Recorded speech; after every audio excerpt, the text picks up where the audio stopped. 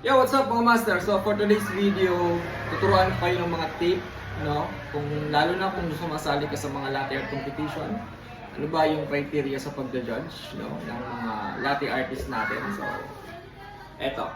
So kadalasan master nagkakamali ang mga latte artist natin sa positioning. Lagi niyong tatandaan master kung nasaan ang hawakan, no? Pag kaya nilapag nyo, lagi yan namin nilalagay sa kanang bahagi. Meaning, pagka mali yung positioning mo sa pro category master, automatic disqualified ka na. Or automatic, kahit pa alam namin yung pattern na ginawa mo, para sa amin, hindi namin alam yung pattern na ginawa mo. Ganon, pagka mali yung positioning mo sa hawakan ng mo. Sa beginners category, nakakalusot pa yan o pinagbibigyan.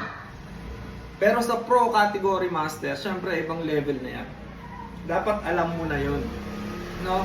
Kaya ka nga nag-pro, ibig sabihin alam mo na yun. No? Mas lamang ka na yung knowledge mo dun sa beginners category. So sa criteria of judging, ito lang mastering dapat yung tandaan. No? Hindi lang kayo dapat mag-base dun sa difficulty no pattern na ginagawa. So nandyan yung symmetry. So syempre kailangan nasa gitna. No? Yung pattern, hindi tabingi. Kasi paano mo masasabing gitna? Dapat naka 3 o'clock. Meaning ito, diba? Yung gitna nito, nasa 3 o'clock yan. Yun ang sinasabi. So yun, symmetry.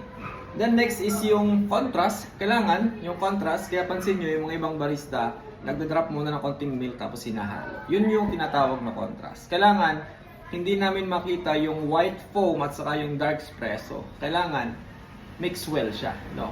Para yung contrast nung final na latte art na magagawa mo is maganda.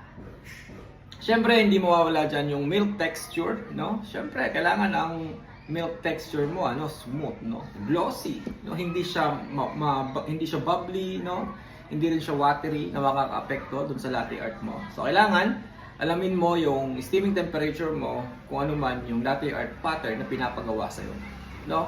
So, yan. Isa pa yan. Siyempre, next is yung consistency. Pag sinawag na consistency, kailangan identical yung pattern, no? Kung ginawa mo dyan si Mona Lisa, make sure na pag tinignan namin si Mona Lisa yan. Siyempre, andyan din yung ano, yung sabi ko nga, yung difficulty. So, mas mahirap yung pattern na magagawa mo, mas lalamang ka. But still, kailangan, meron tayong criteria, kailangan ma-meet mo lahat yon. Kasi kahit lumamang ka sa difficulty, pero sablay ka dun sa ibang part ng criteria, possible matalo ka. Gets nyo? So, yung iba nga, kaya yung iba nagpe-play safe. Nagbe-basic lang, yung hindi masyadong critical yung pattern na ginagawa kasi iniiwasan nila na magkamali sila or yung mga ibang criteria is dun sila matalo. So may mga ganon. Minsan natatalo ng mga mas basic pattern yung difficulty kasi nga minsan nagka-cloudy dito sa difficulty pero dito sa mas basic is malinis na malinis. So ganon po. Yan yung mga dapat nating tandaan sa pagbuhos. So kung may mga iba, wala pa akong nabanggit na iba is pad na lang dyan. Pero yun halos lahat nabanggit ko naman siguro sa inyo para mas maunawaan nyo pa ng mas maganda yung latte art pattern na ginagawa nyo. No? Kadalasan sa seahorse nangyayari yan. Seahorse, kailangan bubuhos ka ng seahorse, dapat dito ka. No? Dito ka magsimula. Huwag ka magsimula kung saan-saan. Dapat dito. Dito yung unang tulip. No? Yun, positioning. Sabi ko nga, kanina yun, hindi ko nabanggit. And also the positioning yan. So overall, kailangan alam mo yan. Kasi may mga plus, may mga minus points yan pag hindi mo nakuha yung criteria. So ganun po ang pag-judge. So ngayon may papanoorin tayong isang video. No? So ito ay nangyari nung last time na nag-judge ako. So baka makatulong kung bakit yun ang napili namin. And then, husgahan nyo kung bakit yun ang napili. So ready na? Let's go! Panoorin natin to guys! So itong video nga na to ay labanan nila Master Jury at nila Master Ivan. Parehas to mga master, mga halimaw sa paglalate art. Si Master Ivan gagawin niya dito yung Dragon Monkey, samantalang si Master Jury gagawin naman niya dito yung Dragon. So parehas sila bihasa sa mga advanced latte art pattern, pero Master, sabi ko nga meron tayong criteria ang sinusunod. Kung mas magagawa mo Master na mas difficult yung pattern pero mas malinis, mas okay yan at mas possible na manalo ka. So dito nga Master, sabay sila nagbubuhos. So parehas yung pattern nila, mas marami yung roseta. Pero dito mas lamang sa roseta yung ginagawang latte art pattern ni Master Ivan.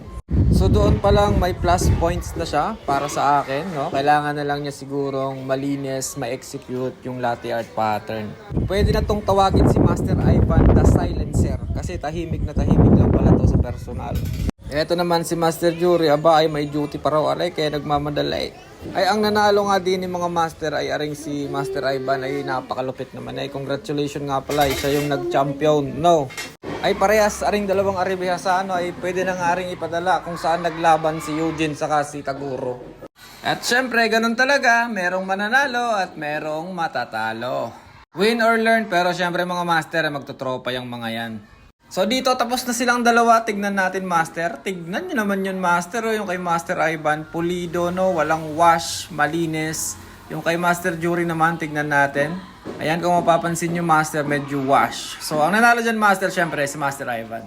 O, tignan nyo master, di ba? O, meron ulit tayong isa pang papanoorin. Ari naman, ay si Master Jury ore.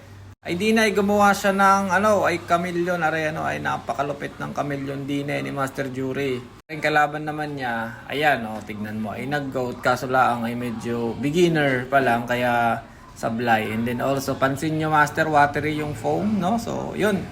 So, ito namang huli nating papanoorin. Dito si master, nag-wing tulip. Kaso lang, hindi na masyadong na perfect.